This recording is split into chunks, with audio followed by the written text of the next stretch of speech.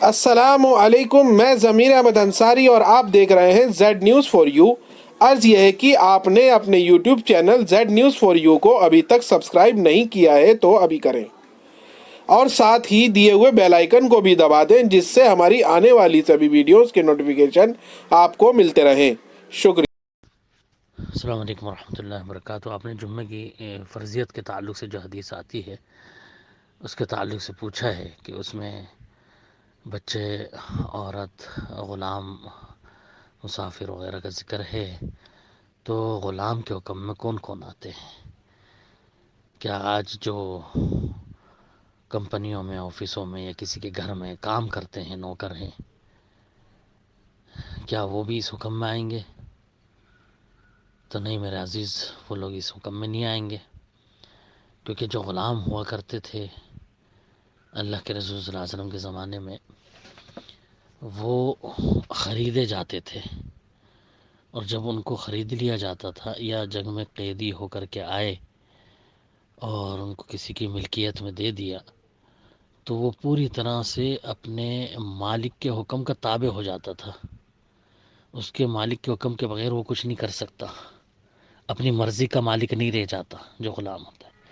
جبکہ آج جو نوکر ہوتے ہیں یا کسی جگہ کام کر رہے ہوتے ہیں، وہ ایسی حالت میں نہیں ہوتے کہ وہ پوری طرح سے جو ہے اس کے حکم کے تابع ہوں، یا ان کو اپنا کوئی اختیار باقی نہیں رہا کہ ہاں بھی وہ خود اپنی مرضی سے کچھ کر سکیں۔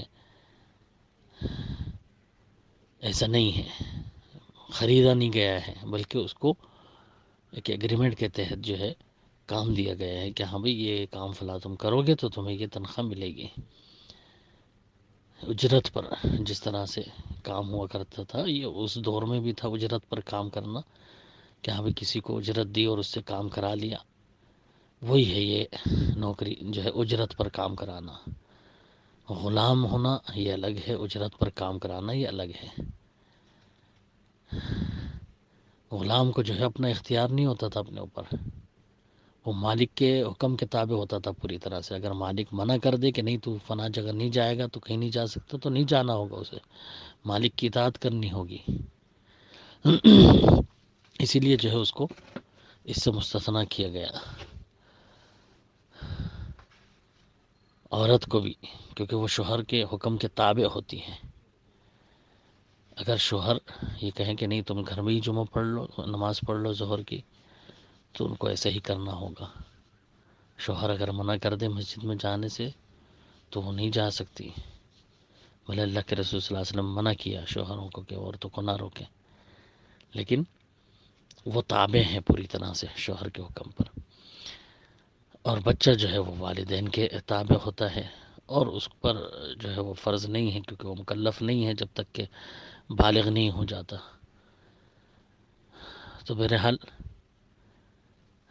غلام جو ہے یہ جو آج کہیں کام کر رہے ہیں، کسی بھی جگہ نوکر ہیں، اس کے حکم میں بالکل نہیں ہے، وہ حکم الگ ہے اور یہ الگ ہے۔ یہ اجرت پر کام کر رہے ہیں، وہ جو ہے پوری طرح سے اپنا آپ کو مالک کے حوالے کر چکا ہے، کیونکہ اس نے اسے خریدا ہے اور اس کے حکم کا پوری طرح تابع ہو چکا ہے۔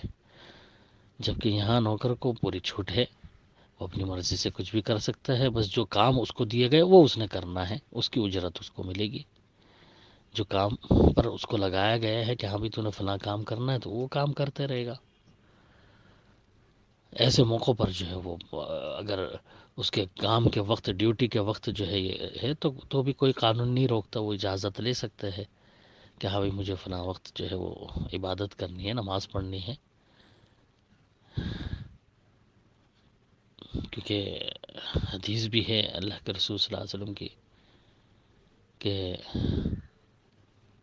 لا طاعت لمخلوق فی معصیت الخالق، خالق کی نافرمانی میں کسی مخلوق کی اطاعت نہیں ہے۔